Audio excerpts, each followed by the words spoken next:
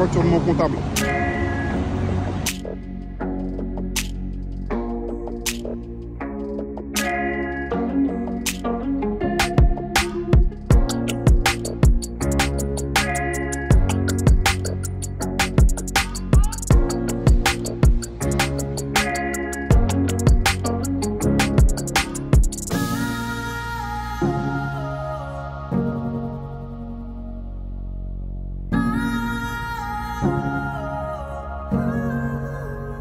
Bonjour et bienvenue dans ce nouveau vlog, c'est le retour des vlogs les amis.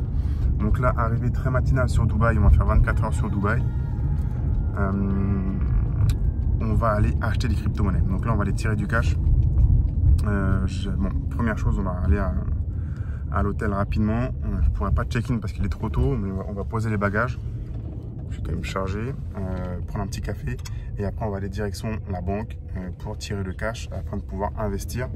Ce cash en crypto, c'est mon DCA, je fais du DCA, dollar cost average, achat régulier. Et pareil, il y a un moment, une date très précise où je sais que je vais commencer à faire du dollar cost average, mais de sortie et non pas d'entrée, où je vais vendre régulièrement quand on sera un petit peu avant le pic du bull run, même si on ne peut pas deviner, mais on a quelques indicateurs.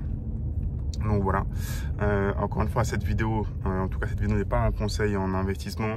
N'achetez pas les cryptos avec de l'argent que vous n'avez pas ou que vous devriez avoir rapidement, on va dire une semaine, 2 semaines, 6 semaines, même 1 an. En gros, n'investissez pas d'argent en crypto que vous n'êtes pas prêt à perdre, d'accord?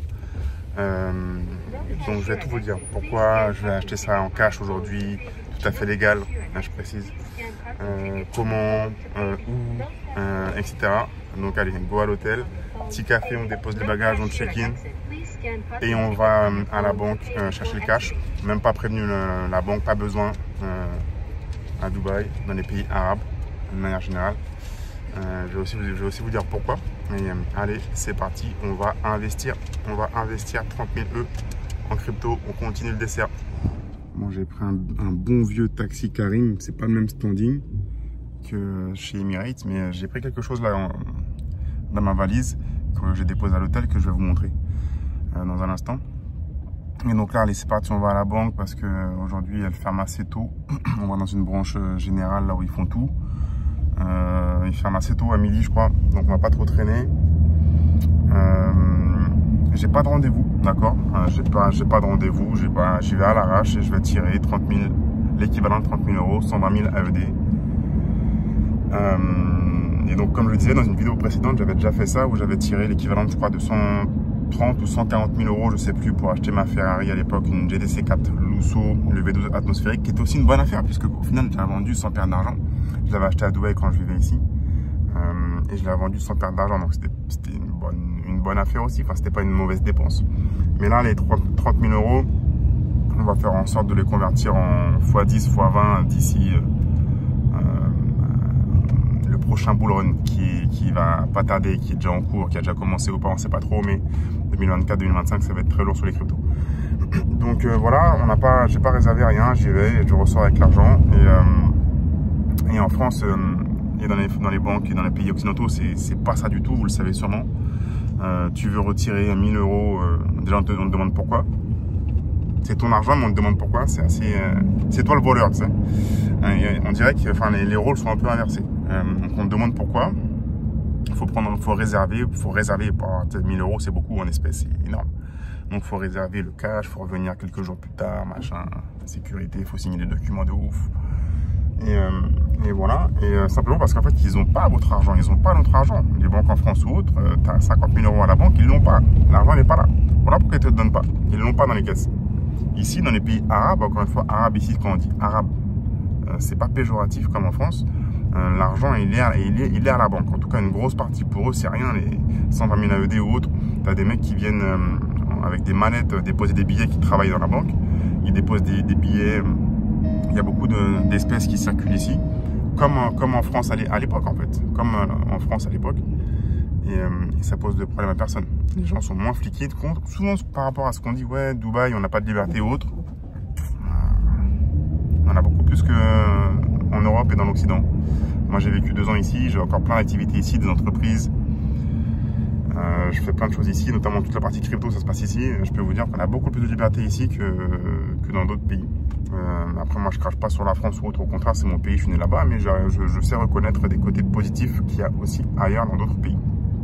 Donc, par exemple, à un titre de comparaison, il y a 2 semaines, j'ai donné procuration à mon papa sur un de mes comptes en banque en France pour faire un virement du même montant. C'est drôle, j'ai vendu une voiture en France là pour 30 200 €, je l'ai vendue. Et donc du coup, j'ai récupéré le cash. Et là, je dis à la banque, il va falloir m'envoyer ce cash-là. Je veux le sortir et tout. Et le monsieur me demande le motif. Ben, en fait, c'est de mon compte à mon compte que je veux l'envoyer. En fait, c'est mon argent, je veux l'envoyer là. En fait, il demande quand même un motif pour envoyer ton argent. Je trouve que c'est bizarre. Tout le truc des cryptos et tout, où vous reprenez le contrôle de votre argent, c'est votre argent, c'est à vous. Vous pouvez envoyer du patrimoine, de la valeur d'un point A à un point B sans intermédiaire, en instantané, même en jour férié, le week-end. C'est un game changer. Le Web3, c'est l'avenir. Franchement, moi j'ai mis très longtemps. Moi je suis à l'ancienne, je suis dans l'immobilier à la base. Donc moi tout ce qui est crypto et tout, j'ai mis longtemps. Et moi j'avais déjà des clients à moi qui étaient dans les cryptos depuis longtemps, qui ont fait fortune. J'ai mis énormément de temps à comprendre l'importance des cryptos et j'ai investi pour la première fois en 2017, hein, en plein bull run de 2017. Mais malgré ça, je prenais encore ça un petit peu à la rigolade et un petit peu de haut ou autre. Et j'ai mis énormément de temps, un peu comme un dinosaure, à comprendre la force de ce pilier qui est le pilier de marché financier, qui est le pilier des cryptos. Donc bah là, c'est drôle parce qu'on passe juste à côté de là où on va aller après déposer l'argent qu'on aura retiré pour acheter de la crypto. Et on va aller acheter de l'USDT, du Tether. Allez, go à la banque, on va chercher 30 000 boules. C'est parti. Ah oui, aussi, ce que je voulais vous dire, ce que j'ai pris. Je vais essayer de ne pas m'ébouillanter. J'ai pris ça dans la valise. La fameuse sacoche, je crois que c'est Uniqlo. J'avais acheté ça l'année dernière à Perth quand j'étais en voyage en famille là-bas. La fameuse sacoche, parce que quand j'avais été retiré mes 130, 140 000 €, je ne sais plus, la dame, pour acheter ma Ferrari, la dame m'avait dit, tenez, elle m'avait mis les billets comme ça. Je lui ai dit, ah, vous n'avez pas une enveloppe ou autre? Elle m'avait dit, ah, bah, prenez une enveloppe de remise de chèque. Ok. Là, je ne me ferai pas avoir. J'ai pris une sacoche noire pour mettre les 30 000 120 000 AED, dirhams des Émirats Arabes Unis. Mais vous allez voir que ça prend pas tant de place que ça. Ça fait 120 billets de 1000 AED, c'est pas grand chose. Il risque même de me donner 60 billets de 2000 AED, c'est absolument rien. Ça rentre là-dedans, on peut mettre bien plus. Ok, mission accomplie. Ça tient là-dedans, ça tient à rien, comme je vous disais. J'ai préféré pas filmer dans la banque, pas montrer la banque, pas montrer. J'ai renouvelé mon visa ici il n'y a pas longtemps. Je veux pas d'ennui avec la banque, pas d'ennui avec les Émirats Arabes Unis. Je sais que ça peut choquer à l'étranger. Ici, c'est tout à fait normal. La dame qui m'a reçu, en plus, il y a eu 0 attente parce que du coup, j'ai 2 banques sur Dubaï. Et celle-ci, c'est une banque privée. Donc du coup, tu n'attends pas, c'est directement tu es pris. La dame, elle avait un sac Chanel, s'il vous plaît. Truc qui est impensable en France, quoi. Tu signes 2-3 documents. On te demande au début, on me demande le montant. On me demande est-ce que c'est ok, pas de problème. Vous venez retirer des sous, ok, pas de problème. Est-ce que c'est un montant supérieur à 100 000 dirhams ou inférieur? Donc à peu près 25 000 €. Je lui dis supérieur. Elle me dit ok, c'est quel type de compte? Je lui dis bah c'est un compte comme ça. Elle me dit ah oui ok. Donc vous êtes dans la partie banque privée. Donc allez voir la dame là-bas dans le truc. Et donc du coup là-bas elle m'a pris directement. On a fait mon truc tac tac tac. J'ai signé les papiers et après on compte les billets et voilà. Donc très simple. Après c'est simple. Il suffit d'aller voir ma vidéo sur la Ferrari que j'avais achetée il y a quelques années en cash. C'était au même endroit où j'ai été. Donc vous pouvez revoir la banque si c'est ça qui vous intéresse. Mais toutes les banques fonctionnent comme ça, easy. D'accord. C'est tout à fait normal ici, il n'y a pas de problème avec le cash ou c'est ton argent, tu peux le retirer comme tu veux, tu en fais ce que tu veux, ce qui pourrait sembler un petit peu logique. Maintenant, pourquoi est-ce que du coup j'achète en cash ici? Donc je ne suis pas résident français, je ne suis plus résident français, je suis français. Je ne suis plus résident français depuis 2015. Je retournerai un jour en France vivre de manière permanente et je redeviendrai résident français un jour. C'est mon pays et j'adore, j'aime la France, il n'y a pas de problème. Mais donc du coup, quand tu n'es pas résident français, et encore pire, quand tu n'es plus résident européen, alors on te punit. On te punit. Par exemple, là, j'avais une petite angine là, donc du coup, j'ai pas respecté le truc. J'ai été une fois chez le médecin déjà cette année, ça part très mal et j'ai pas été chez le notaire. Alors que moi, ma règle d'or, c'est d'aller plus souvent chez le notaire que chez le médecin. Et là, c'est mal parti. Mais bon, le notaire, normalement, fin janvier, j'y vais, donc on va déjà équilibrer. Et pourquoi je disais ça? Oui, donc du coup, quand je vais chez le médecin, je n'ai pas de carte vitale. Donc au début, ça choque un petit peu tout le temps, les médecins ou les secrétaires médicales ou autres. Je vais payer directement. Ils comprennent rarement en fait. Ou alors, non, pas de fiche de soins, c'est bon pour 50 balles. C'est bon. Ah ok. Et c'est pas fréquent. Mais donc du coup, je n'ai plus de carte vitale. J'ai ma mutuelle privée qui est bien mieux, hein, qui est très bien, ça, il n'y a pas de problème. Mais donc du coup, en fait, on te punit. Et donc les banques, moi les banques françaises, elles me voient vraiment comme une bête bizarre, une bête sauvage qui fait des trucs bizarres. Et mon banquier m'avait dit déjà en 2010, il y a très longtemps, qu'il ne croyait pas vraiment dans ce truc d'internet ou autre, bref. Et j'ai pas vraiment essayé d'aller voir des banques privées en France, puisque les banques privées que j'ai à l'étranger marchent très bien, à Maurice et à Dubaï notamment. Donc voilà, mais donc c'est compliqué, même si j'ai quelques conseillers qui sont sympas et qui sont compétents, notamment quand j'ai acheté ma Lamborghini Huracan Performante l'été dernier, avec un nouveau conseiller que j'ai eu dans une banque que j'ai historique en France, qui a été vraiment très serviable, il a compris le truc, il a vu qu'il n'y avait pas d'entourloupe, il m'a fait l'opération super. Donc voilà. Mais donc du coup, si je veux investir régulièrement en DCA, en crypto avec des montants quand même sympas, enfin des montants que moi j'ai envie de mettre, eh bien ils vont me bloquer. Ils vont me bloquer, ils vont me dire d'où viennent les fonds, il faut que je leur montre à chaque fois, machin, voilà, si ça, machin. Ça pain in the ass comme on dirait. Et donc du coup c'est compliqué. Et après du coup avec mes comptes à l'étranger, si je veux recharger par virement notamment sur les comptes crypto, c'est compliqué parce que du coup par exemple Binance, on ne peut plus recharger par virement par exemple. Et après il y a d'autres solutions où les virements ne sont pas acceptés depuis l'étranger, il faut que ce soit des virements en SEPA uniquement ou autre. Donc c'est un peu plus compliqué, ou alors par carte bleue, mais par carte bleue tu as beaucoup de frais. Là par exemple pour 30 000 € investis, si je les mettais par carte bleue, ce que je peux faire avec ma carte bleue de Dubaï notamment, ça me coûterait dans les 10% de frais en tout. 10% de frais entre les frais de conversion automatique, les frais de gestion, les frais de conversion, les frais de traitement Visa, de l'intermédiaire. Ça me coûterait dans les 10% de frais, à peu près 3 000 €. Ce qui est ridicule. Donc là, du coup, c'est une des solutions que j'utilise. Je fais aussi souvent du top-up par carte bleue. Je fais du virement de temps en temps avec des comptes par-ci par-là. Mais j'aime bien aussi faire en cash, passer sur Dubaï. Vous voyez, je passe souvent sur Dubaï. C'est cool. On va fumer une petite chicha, on va acheter un peu de crypto en cash. Et voilà, donc là, je vais payer très peu de frais. Je vous dirai les frais que je vais payer. Donc là, j'ai les 120 000 ED. Et voilà, donc c'est pas évident de recharger sur des gros montants, on va dire, les cryptos aujourd'hui. Parce qu'on sort de bear market. Je pense que quand on sera en milieu ou on met au pic du bull market, ce sera plus simple, ce qui est une hérésie, bref. Mais voilà, en tout cas, ce qu'il faut se dire, c'est que pour certains, 30 000 € ça va être énorme, pour d'autres, ça va être rien. Donc c'est pas ça qui compte. Je viens de voir une Ferrari 812 avec la plaque qui pendait. C'est pas ça qui compte. Ce qui compte, c'est d'investir régulièrement, de faire son DCA, et parce que cette somme-là, il y a de grandes chances que vous la multipliez par 5, 10, 20 lors du prochain bull run. Encore une fois, c'est risqué.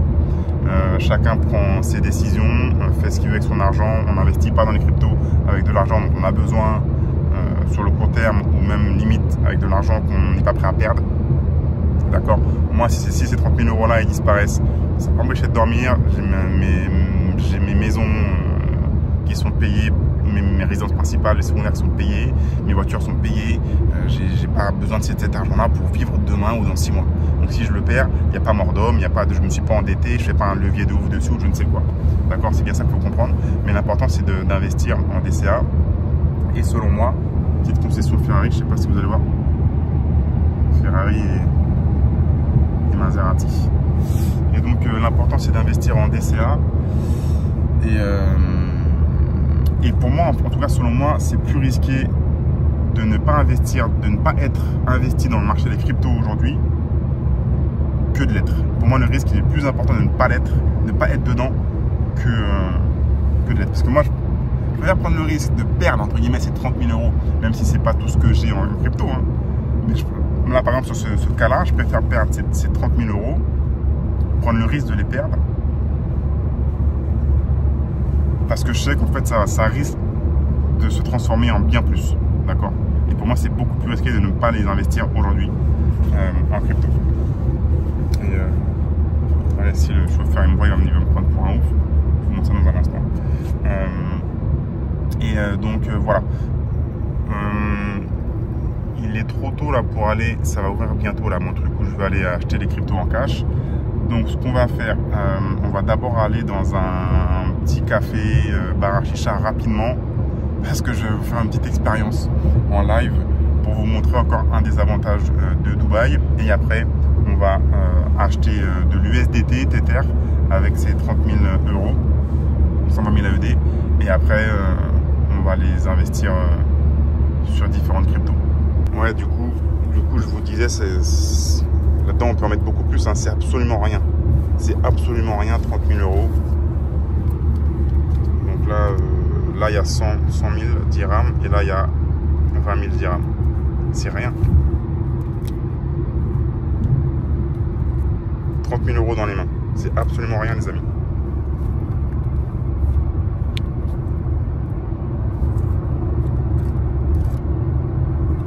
Ok, donc là, je suis dans un de mes cafés, bar, chat favoris. Bon, il n'y a pas grand monde encore.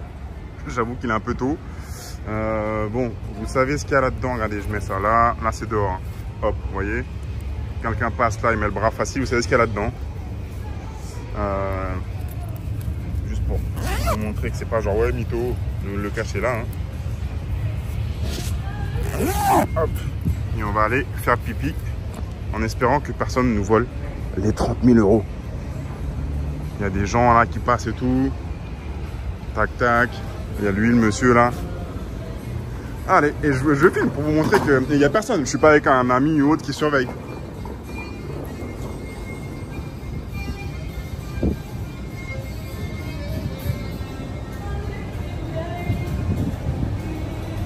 Il est un peu tôt, il est 10h30 là du matin. Ça va arriver les gens là. Et j'attends mon comptable là, qui va me rejoindre. Il doit me remettre un document. Et après, on ira investir les 30 000 AED. Si on ne nous a pas volé. Bon, allez, je vais aux toilettes. Je dois couper la vidéo pour des raisons de copyright. Allez.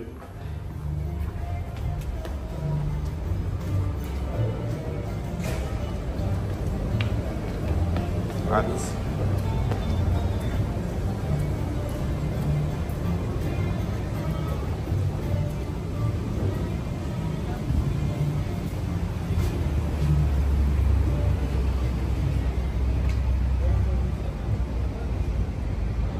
Bon, il y a juste le monsieur qui a balayé parce que sa pierre super propre.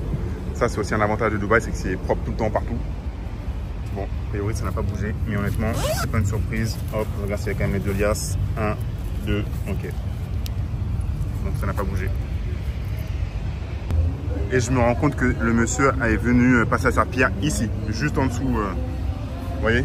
Mais jamais le monsieur va ouvrir ou voler ou... c'est un autre mindset ici.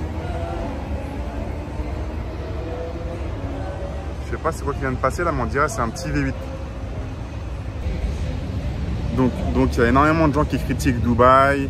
Je suis d'accord que Dubaï a ses défauts, mais Dubaï a également ses qualités et il ne faut pas lui enlever. Et c'est comme la France, il y a des défauts, des qualités. Et il faut juste regarder les choses de manière honnête et c'est tout. Et la sécurité et la propreté, c'est 2 des avantages de Dubaï. Donc jamais j'aurais fait ça en France, jamais, même j'aurais laissé mon sac comme ça seul.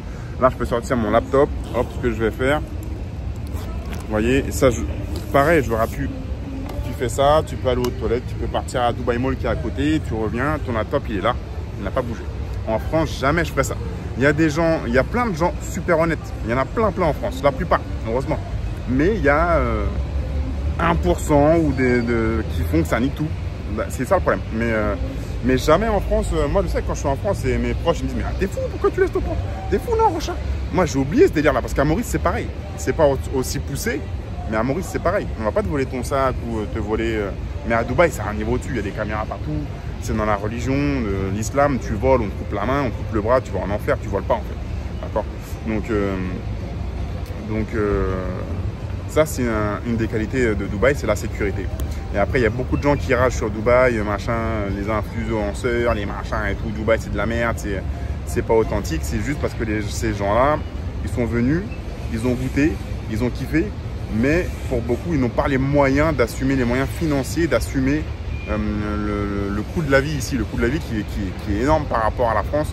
Ne serait-ce que pour te loger dans un appartement, une maison sympa, les restos, le lifestyle, ça va très très vite ici. Dès que tu rentres dans un mall, tu as envie de tout acheter, de dépenser, tu sors de chez toi, hop, tu dépenses à Dubaï. Ça coûte très cher. Et beaucoup de personnes n'ont pas les moyens d'assumer ces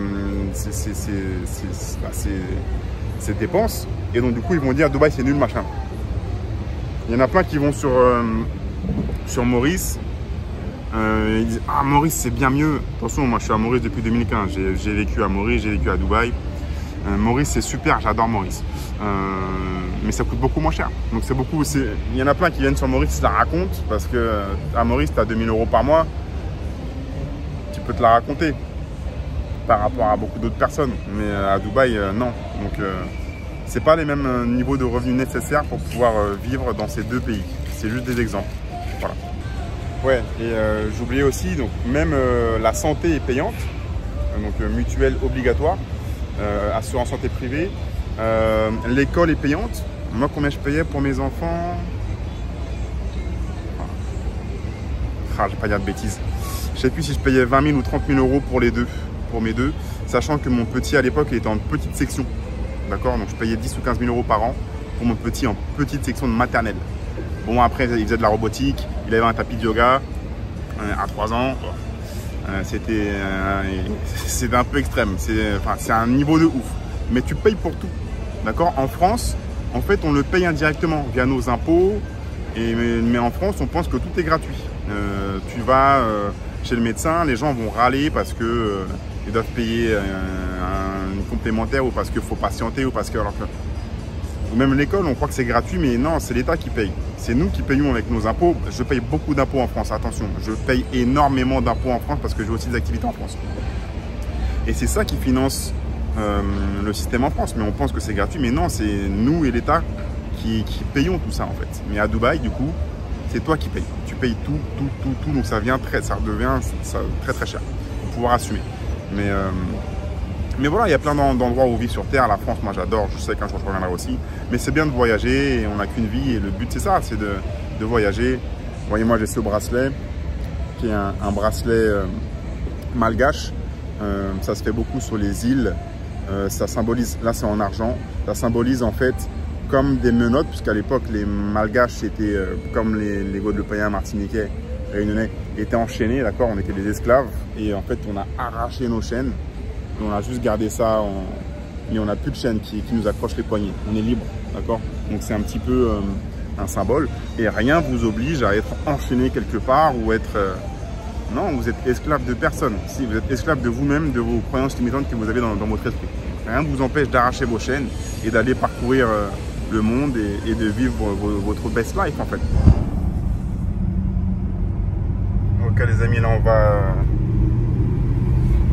acheter du Tether USDT.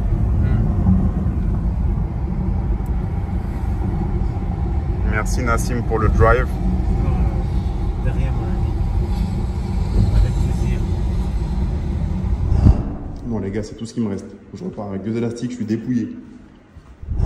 Bon voilà, c'est fait. Donc du coup, ils m'ont quand même demandé un justificatif de provenance de fonds. Ils le font pas à chaque fois.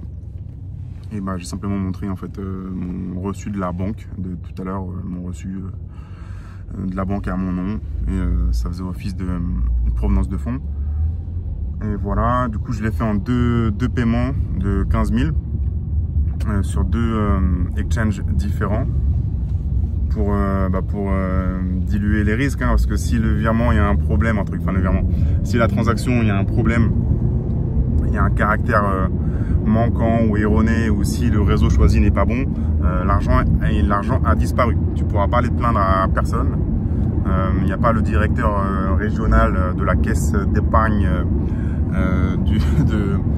de la Camargue à qui tu pourras te plaindre, l'argent est perdu. Donc bon, je préfère toujours diluer un petit peu en envoyant à plusieurs endroits. Mieux vaut perdre 15 000 que 30 000 sur ce coup. Et j'en ai fait une sur un réseau Ethereum et l'autre sur le réseau Tron pour varier un peu les plaisirs. Et donc voilà, le Tron est arrivé en moins d'une minute et l'Ethereum est arrivé assez rapidement en 3-4 minutes. Et voilà, je préférais pas filmer à l'intérieur parce que pareil, je veux pas inciter les gens à aller voir tel partenaire ou telle entreprise plutôt qu'une autre. Chacun est libre de mettre ses sous là où il veut. Donc je préfère pas inciter les gens. Encore une fois, chacun est libre d'investir et de prendre ses décisions comme il le veut. Mais c'est pas la première transaction que je faisais ici.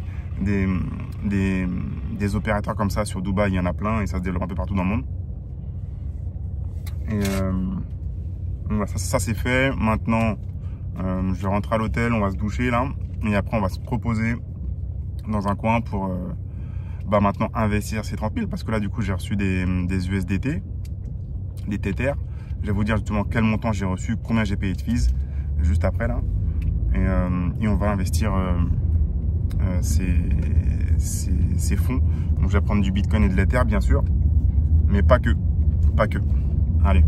Ok, bon, ça risque d'être un petit peu bruyant. Il y a plus de monde que tout à l'heure. La nuit tombe très vite à Dubaï en hiver. Là. 5h30, ça tombe là dans une demi-heure, il fait nuit. Donc 120 000 dirhams, 120 000 AED, ça fait précisément au jour d'aujourd'hui, à ce moment précis, ça se dit pas au jour d'aujourd'hui, donc à ce moment précis, 120 000 AED, dirhams des Émirats Arabes Unis, ça vaut 29 906 € et 56 centimes, donc un peu moins que 30 000 €. Ça fait 94 € de moins, donc ça vaut 29 906 €. Ces 29 906 €, ça vaut 32 616,17 USDT. D'accord, c'est ce que j'ai acheté avec cet argent. Sur les 32 616,17 que j'ai de la valeur que ça valait, donc je les ai envoyés et j'ai reçu seulement 32 USDT. D'accord, donc il suffit de faire la différence pour voir combien de frais j'ai payé. De 32 616,17 USDT moins 32 USDT, ça nous fait une différence de 584,17 USDT.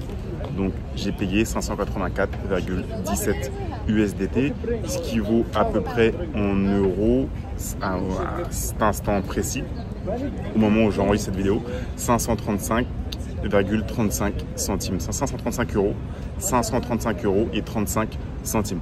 On va y arriver, soit 1,79% de frais. Ça reste correct, 1,79% de frais. Sachant que si j'avais fait via carte bleue ou via virement sur des plateformes intermédiaires type Banxa ou autre, ce que je fais de temps en temps, ça m'aurait coûté bien plus cher, surtout si ça prend en compte les frais de change qui sont automatiques, les frais Visa, Mastercard, tout ça. Donc voilà.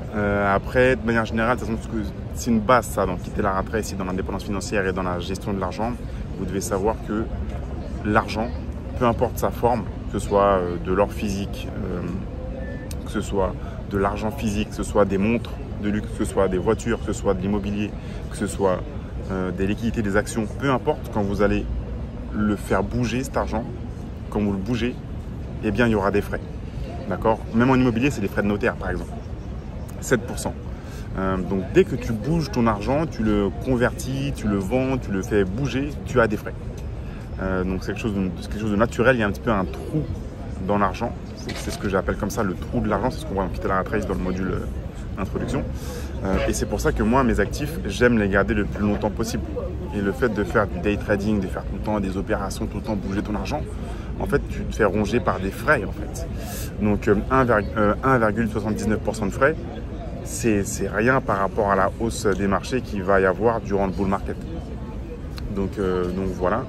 Après, bon, je suis expatrié depuis 2015, donc on ne peut pas gagner sur tous les points. Je sais qu'on est expatrié, je suis vu comme un petit vilain canard dangereux, une bête un petit peu chelou qui achète des Lamborghini comme ça cash, un petit peu chelou, Les banques en France, elles ne m'aiment pas trop, et les banques en Europe non plus.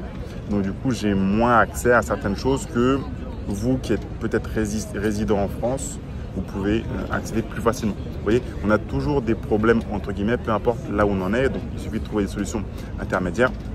D'ailleurs, si vous avez une idée pour moi sur comment est-ce que je pourrais recharger, parce que je compte vraiment recharger en 2024, je pense jusqu'à fin 2024, parce que je pense que c'est vraiment, il y a le halving là qui va arriver en avril, fin avril normalement. Mais je pense que jusqu'à fin 2024, on attend de recharger et que c'est ça va bien monter en 2024.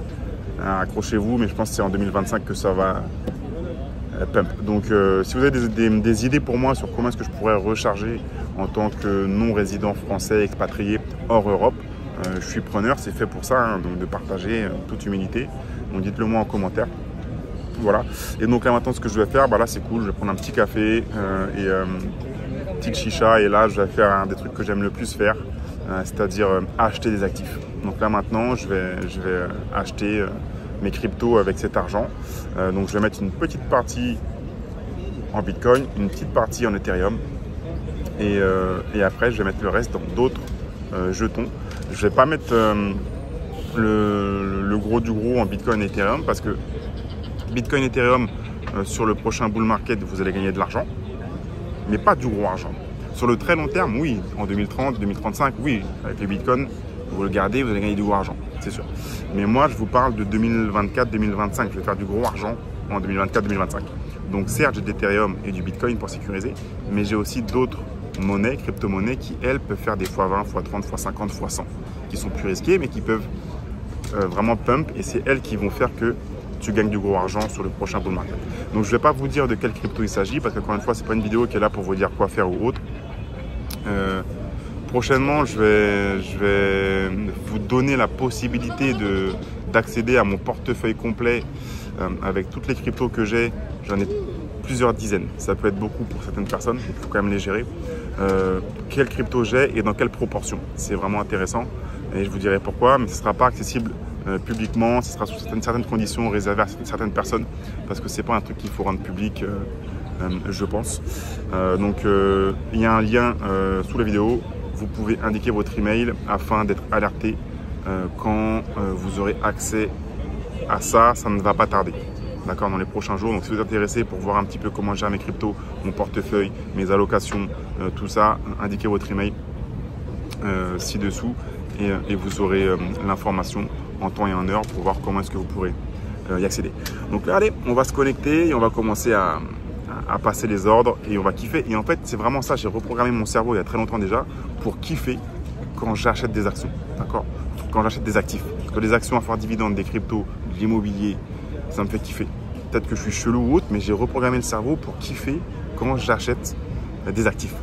D'accord? Et c'est vraiment comme ça que vous pourrez vous enrichir vraiment et créer une fortune générationnelle. C'est en reprogrammant votre cerveau et en faisant en sorte de aimer faire ce que normalement la plupart des gens vont trouver ennuyeux. Les gens, ils ont 30 000 €, ils ne vont pas aller acheter des cryptos ou aller acheter des actions à fort dividende ou aller acheter de l'immobilier. Ils vont acheter une voiture ou un écran plat ou je sais pas, des conneries, un voyage au Club Med ou je sais pas, un truc chelou comme ça. D'accord? C'est dans la nature humaine de vouloir dépenser son argent et d'avoir un peu cette dopamine en achetant des passifs. Et nous, ce qu'on veut, c'est reprogrammer son cerveau pour au contraire avoir la dopamine quand on achète des actifs. Ce qui peut paraître vraiment chelou aux yeux de la plupart des gens qu'on côtoie en fait, d'accord? Mais c'est ça qu'il faut faire. Si vous voulez vraiment devenir multimillionnaire, même si vous partez de zéro, vous devez reprogrammer votre cerveau pour kiffer quand vous achetez des actifs. Donc là, je vous laisse, je vais faire mon petit kiff là, dopamine, je vais acheter mes actifs et je vous retrouve, je pense demain, bon, ça sera tout de suite pour vous, pour la fin de cette vidéo. Ok, petit réveil matinal. Tranquille sur Dubaï avant de repartir tout à l'heure sur l'île Maurice. Donc j'espère que cette vidéo vous a plu. Merci de l'avoir regardé. Encore une fois, ce n'était pas un conseil en investissement. On est chacun libre de faire ce que l'on veut avec son argent et ce que l'on investit en crypto-monnaie. C'est de l'argent qu'on ne devrait pas nécessiter très prochainement et même être de l'argent qu'on pourrait être en mesure de perdre sans que cela ne change notre vie pour autant, d'accord? Je veux pas que les gens partent dans des délires de faire des crédits à la consommation, de faire des choses bizarres, de vendre leur voiture ou autre pour acheter de la crypto, même si je sais que vous avez sûrement compris que c'est une grosse opportunité et que ça peut démanger. Mais il faut faire les choses de manière sérieuse et en bon père de famille. C'est ce que j'ai toujours fait depuis 2008 maintenant, ce qui m'a permis de quitter la rat race. Donc toujours faire les choses en bon père de famille, investir de manière agressive quand même, mais pas faire n'importe quoi, d'accord? Pas mettre sa famille et ses proches en danger. Donc voilà, en tout cas, là il y a l'ETF Bitcoin qui devrait être accepté peut-être même aujourd'hui. Donc on va essayer de balancer la vidéo, là on est samedi, je sais pas trop quel samedi. Et du coup c'est dimanche, peut-être dimanche, c'est le week-end, donc je pense que là aux États-Unis ils sont un petit peu en mode week-end tranquille, mais je pense que peut-être lundi l'ETF va être, je sais jamais quelle date on est, moi. Je sais qu'on est samedi, mais quelle date? Peut-être que lundi l'ETF va être validé. Il y en a qui parlent du 10 janvier au plus tard. Est-ce que ça va être le cas? Est-ce que ça va être le cas? On va voir. En tout cas, c'est juste une question de temps. Et est-ce que le prix du Bitcoin va monter à 50 000? Est-ce qu'il va chuter? On verra. Moi, je pense qu'il va monter quand ça va être officiel. Il va monter 50K peut-être, dollars. Mais après, il y aura un petit drop. Et c'est ça qu'il faut vraiment saisir. Et on a encore, si vous regardez cette vidéo, c'est pas trop tard pour vous. Si vous n'avez pas encore acheté de la crypto et investi en crypto, c'est pas trop tard. Vous n'avez pas raté le train. C'est ça que je tenais à vous dire. Et honnêtement, voilà, il faut en profiter. Ce qu'il faut vraiment pour s'enrichir maintenant dans cette nouvelle économie, c'est profiter des tendances. Profiter des tendances, arrêter de continuer à faire trucs à l'ancienne. Les tendances, d'accord? Intelligence artificielle, crypto-monnaie, et même en immobilier, il y a des tendances. Il faut aller dans les tendances, les nouveaux trucs qui sortent. Il faut les saisir, d'accord? Et les cryptos 2024-2025, pas la peine d'être un génie pour gagner de l'argent. Donc, l'ETF va arriver peut-être là, peut-être même avant qu'on publie la vidéo. On ne sait pas. Peut-être la semaine prochaine. Peut-être que ça va être repoussé à mars, peut-être en juin. Qui sait? Mais ce qu'il faut comprendre, c'est que il y a quelques jours, le Bitcoin a fêté son 15e anniversaire. Donc, c'était la 15e année après son premier bloc. Et ce qu'il faut comprendre, en fait, c'est que quand Satoshi a créé le Bitcoin, c'était pas en mode bon, les gars, on crée un Bitcoin parce qu'il faut qu'on ait un ETF Bitcoin. Un ETF, en fait, ça réplique comme un indice, si vous voulez. Ça le réplique une valeur et ça permet du coup au flux, énormément de flux financiers de rentrer dedans, puisque du coup ça permet à d'autres instituts juste autres que le retail, donc les particuliers, de rentrer sur ces marchés, comme par exemple BlackRock et tous les gros organismes comme cela. Et donc du coup ça va vraiment permettre à Wall Street d'injecter énormément de fonds dans le Bitcoin et dans les crypto-monnaies. C'est comme un signe de reconnaissance extrême où maintenant Wall Street le Bitcoin sera présent à Wall Street et sur toutes les places de marché mondial. Donc c'est ça qui est en cours d'acceptation. C'est un gros événement qui arrive. Mais ce qu'il faut comprendre, c'est que donc quand Satoshi il a créé le Bitcoin il y a 15 ans, c'était pas en mode hey, les gars, on crée ça parce qu'il faut qu'on ait un ETF. Hein. Là, ça sera vraiment le truc ultime, l'aboutissement ultime. C'est pas pour ça qu'il l'a fait. Il l'a créé parce que le système il est éclaté, le système il est cassé, le système il est pourri. Il est pourri par les méchants. C'est pas les mecs qu'on voit dans la rue qui volent des voitures ou qui brûlent des voitures. C'est pas eux les méchants. Les vrais méchants, ils sont en costume cravate. Au gouvernement, dans les hautes sphères, et ils vous volent votre argent directement dans votre poche avec l'inflation en imprimant de la dette. C'est eux les vrais gangsters. C'est pas les petits jeunes qu'on voit dans les rues qui cassent des vitrines ou qui font des bêtises ou non, c'est pas eux les vrais gangsters. Les vrais gangsters, ils ont des cravates, d'accord, et eux ils font n'importe quoi depuis déjà depuis 2008, 2009 quand Satoshi a créé le Bitcoin, il a déjà remarqué que c'était fini. Le système, il est plié. À part pour les ultra riches, sinon c'est fini. Donc c'est pour ça qu'il a créé le Bitcoin. C'est pour permettre aux gens, à tout le monde, de reprendre le contrôle sur son argent, la valeur de son argent, de pouvoir placer son argent quelque part, décentralisé, qui maintient la valeur. C'est pour ça que le Bitcoin explose, comme l'or physique, même si ça n'a rien à voir avec les montants. C'est parce que la monnaie fiduciaire, c'est du caca, ça sent mauvais. Les mecs, ils font n'importe quoi. Donc le but, c'est pas le ETF Bitcoin, c'est pas ça la finalité. La finalité, c'est que la finance traditionnelle, c'est mort. Les mecs font n'importe quoi. Et on voit toutes les crises qu'il y a et tout. C'est pas la faute des gens, c'est pas la faute de celui ou celle qui bosse à l'usine ou dans son bureau. Hein. Non, non, c'est la faute des gens au-dessus qui dirigent très mal. D'accord? Ils ne savent pas, enfin ils savent ce qu'ils font, mais ils le font dans leur intérêt à eux, et pas dans l'intérêt du peuple ou autre. Et du coup, la crypto-monnaie et le Bitcoin, c'est ça, c'est vraiment le peuple qui reprend le contrôle sur son argent. C'est pour ça que j'aime autant les crypto-monnaies. Et pourtant, j'ai mis du temps à comprendre ça. Parce que moi, encore une fois, je viens du monde de l'immobilier. Je suis à fond vraiment truc très terre à terre. Donc pour moi, c'était assez compliqué de comprendre cette richesse en fait un petit peu numérique, cette capacité à envoyer des actifs et de la richesse d'un point A à un point B très rapidement sans intermédiaire et de pouvoir valoriser des projets, des sociétés comme ça directement. J'avais du mal à comprendre tout ça. Mais voilà, c'est ce qui se passe. En fait, voilà, donc c'était pas l'ETF, la finalité. Donc ça arrive ou pas, c'est cool, mais ce n'est pas la finalité. C'est juste le démarrage d'un bull run qui va être massif. D'accord? Quand l'ETF est validé, le bull run, c'est juste un signe de plus qui va indiquer que le bull run va démarrer. Qu'est-ce qu'on a encore? On a le halving qui arrive en avril sur le Bitcoin. Ça va être énorme. Et on va avoir les élections présidentielles en novembre. Ça va être énorme aussi, puisque du coup, ça va influer les marchés en fonction de qui va être élu. Ensuite, je pense que Q4 2024, les États-Unis vont se remettre à imprimer de l'argent. Donc tout ça, c'est très bon pour la crypto-monnaie en 2024. Ça va être une bonne année, je pense, et 2025. Donc si vous regardez cette vidéo, vous n'avez pas raté. C'était pas trop tard. Vous avez encore du temps, un peu de temps. Après, attention les amis, faut pas attendre pas trop longtemps. Vous avez encore du temps, mais pas beaucoup. Mais il faut passer à l'action, investir, même mettre un petit quelque chose, d'accord? C'est mieux que rien. Mais vous n'avez pas raté. C'est pas encore trop tard, loin de là. Vous êtes tout début d'un bull run qui devrait être massif. Et oui, donc après l'ETF Bitcoin, il y aura un ETF Ethereum. Et après, il y aura peut-être un ETF Solana. C'est juste une espèce d'enchaînement comme ça en cascade qui va se produire. En tout cas, merci d'avoir regardé ce vlog.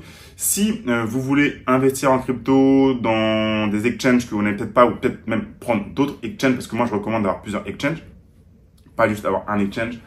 Après, vous pouvez bien sûr avoir des wallets à côté, mais avoir un seul exchange, je trouve que c'est risqué.